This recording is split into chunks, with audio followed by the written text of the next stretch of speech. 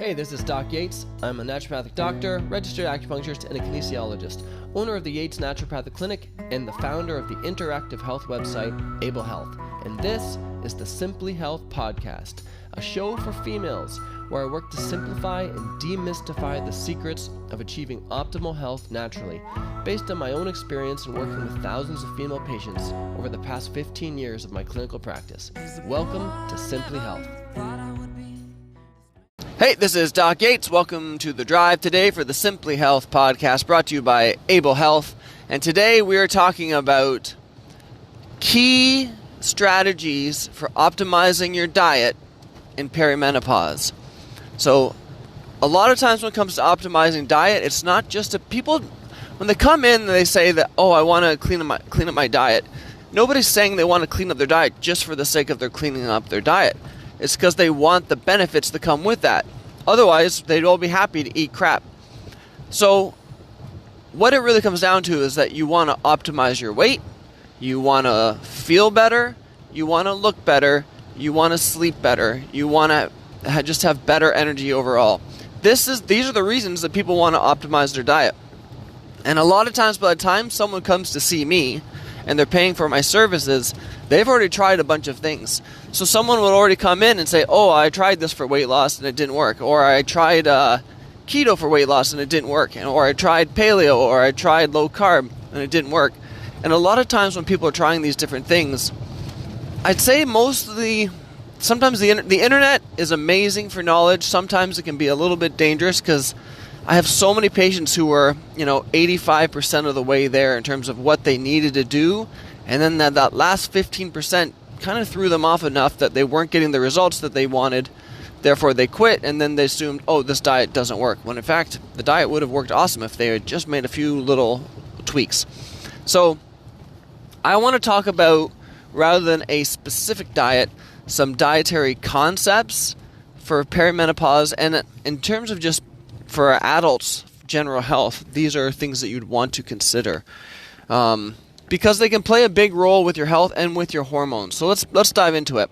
The number one most obvious thing is low sugar. So really pulling back on sugars. So I want to also define what I mean by this. This does not mean like online Candida cleanse diet where you never eat fruit again for your life or anything along those lines. But when it comes to pulling out the sugar, you want to do it in order from pull out the worst and then leave the other ones in moderation. So white sugar, processed sugar, modified cornstarch, high fructose corn syrup, all of those things you want to pull out of your diet. Artificial sweeteners don't have the effect the same way on your blood sugar. It's still not good for you. Pull those out of your diet. And then really high, for instance, white flours, those types of things, they spike your blood sugar just as much. Pull those out of your diet. If you want to leave whole grains in your diet, I think that would be great. But remember, if you read the ingredients on a loaf of bread and it says made with whole grain flour, I guarantee if you read the actual ingredients list, it's still going to be regular flour first, and maybe they're sprinkling in a few whole grains within it. It's all like most of that is all sales and marketing. So generally speaking, whole grains means eating the actual whole grains. So if you're eating, for instance, brown rice, that's a whole grain. If you're eating quinoa or buckwheat or like steel cut oats, those are whole grains. Leaving those in moderation is good. Fruit has sugar in it. Leaving fruit in, I usually tell people have fruit, but try and keep it to like 1 serving up to 2 servings per day and focus on the lower sugar fruits with the best antioxidants profile. Example would be dark berries. So when I say cut out sugar, I'm talking about refined white sugar, refined white flour. 2, increase healthy fats. In terms of increasing healthy fats, that's where you want to, it's a really good idea to try to force yourself, I don't want to, force is a little strong, but convince yourself that you like fish if you don't like it. Eating fish is high in omega-3s, and a lot of the best studies in terms of cardiovascular health and benefits of omega-3s actually involve eating fish as opposed to taking supplements. So if you could try to eat fish 2 to 3 servings in a week. So 2 to 3 servings per week can be a lot for your healthy fats. Now, there's other healthy fats too that you can get. A lot of nuts and seeds and things like avocados, coconut, all have healthy fats in them as well. And generally speaking, that's another example. Rather than buying the processed oil that's been removed from them, like say walnut oil or just avocado oil, eat the actual food itself. Because once it's pulled out and processed, the process of removing it makes most of the heat that they use makes most of those things go rancid. So by the time you're actually getting them, they're not that good for you. When you're getting it in a whole food form, you're not getting the same concentration, but you're getting it in a form that's a lot healthier for you and getting it with other benefits like the fibers. So foods that are high in healthy fats as opposed to just buying the oils would be a very good idea. Number 3, consistent protein. Make sure that you're getting protein with ideally every meal. So generally, I say as a rule, you want about the size of a deck of cards. I'm not saying you need to be just pounding down the meat for every meal, but I would say some sort of protein serving with every meal makes a big difference. And when I see that, I see an improvement in lean muscle.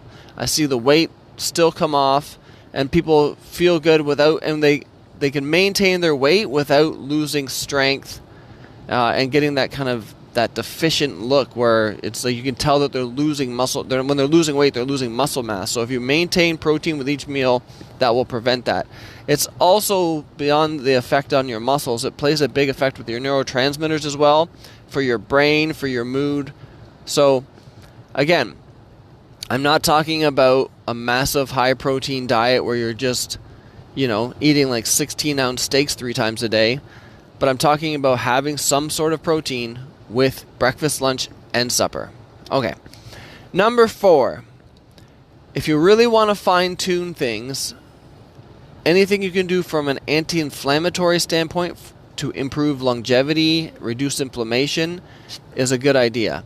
So without trying to overcomplicate it, the good news is that most of the foods that we've already talked about in terms of removing are already doing this. So by pulling out the white sugar, the chemicals, the processed foods, the white flours, and typically corn is kind of inflammatory for a lot of clients, you pull those out, you're already 90% of the way there.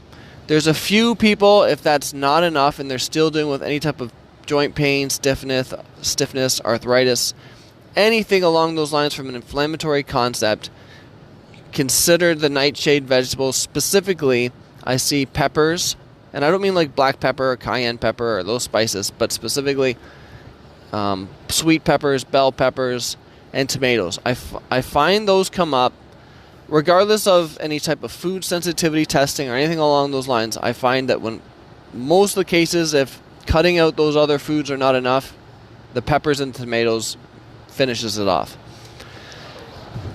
Now, the other thing too is that this is a long-term game.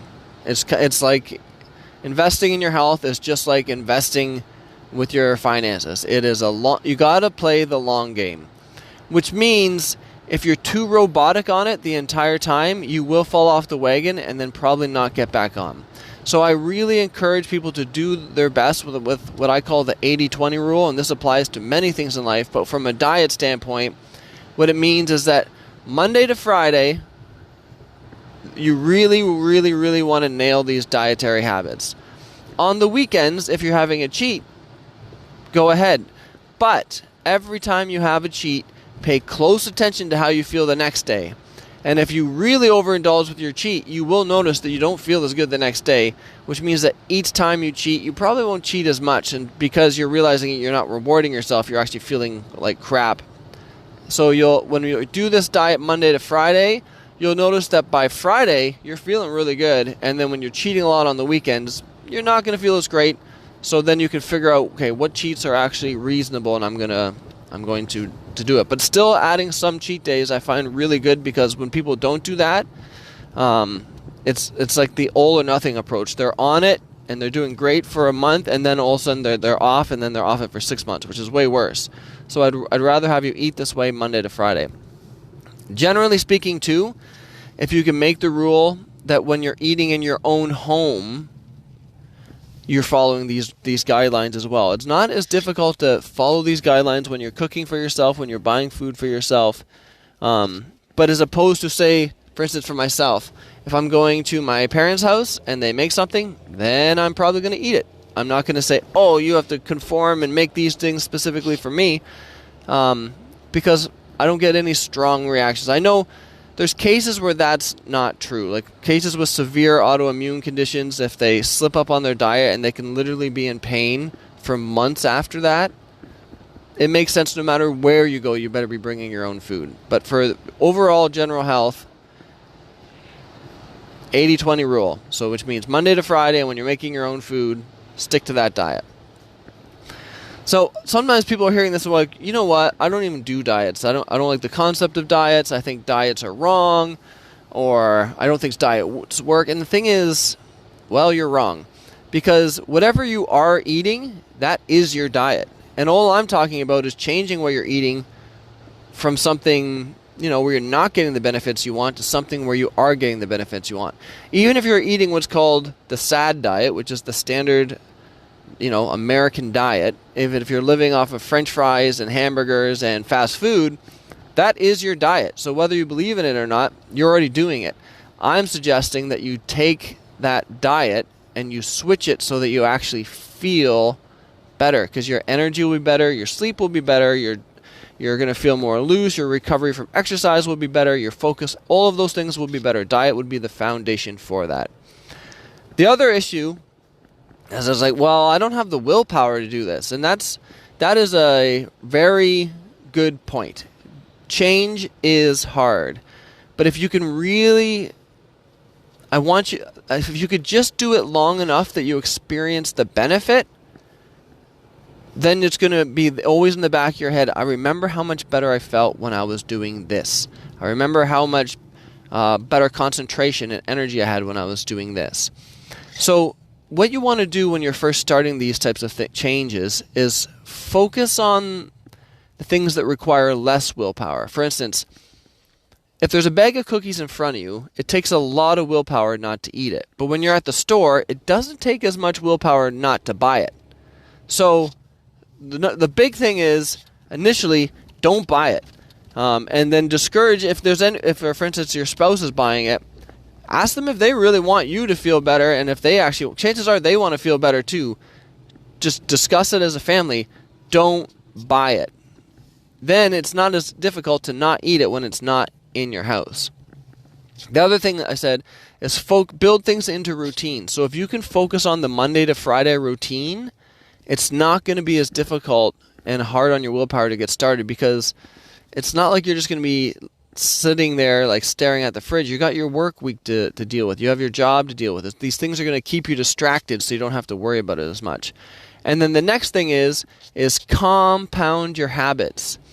So sometimes adding 2 changes is actually easier than adding 1 change. An example: instead of just trying to change your diet and being extremely strict with that 7 days a week, try and change your diet for just the 5 days a week, but add in, you're going to start doing 15 minutes of exercise a day, as if you weren't doing any, and just build that in. Because when you exercise or do other healthy habits, your body will automatically build upon that. Nobody finishes a workout and is like, oh, that was a great workout, now I really feel like going and eating a dozen donuts.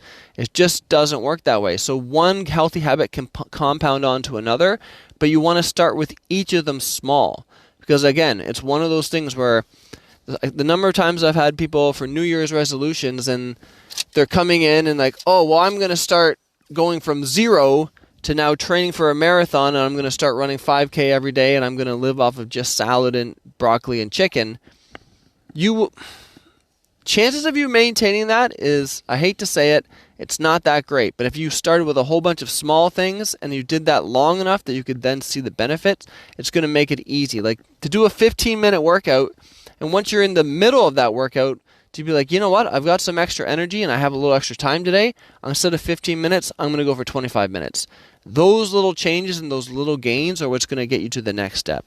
So I hope all this stuff was helpful in terms of learning some important dietary concepts and strategies for perimenopause and for menopause, because these strategies will have an effect on your mood, they will have an effect on your hormones, on your weight, on your sleep, and these are all things, regardless of where you are in the stages of your life, that you're going to want to optimize. So this is Doc Yates, signing off. Thanks for tuning in to Simply Health. If you want to learn more about health, check out Able Health. If you want to see some of the other projects that I've been working on in health, business, music, and life, please check out the links below.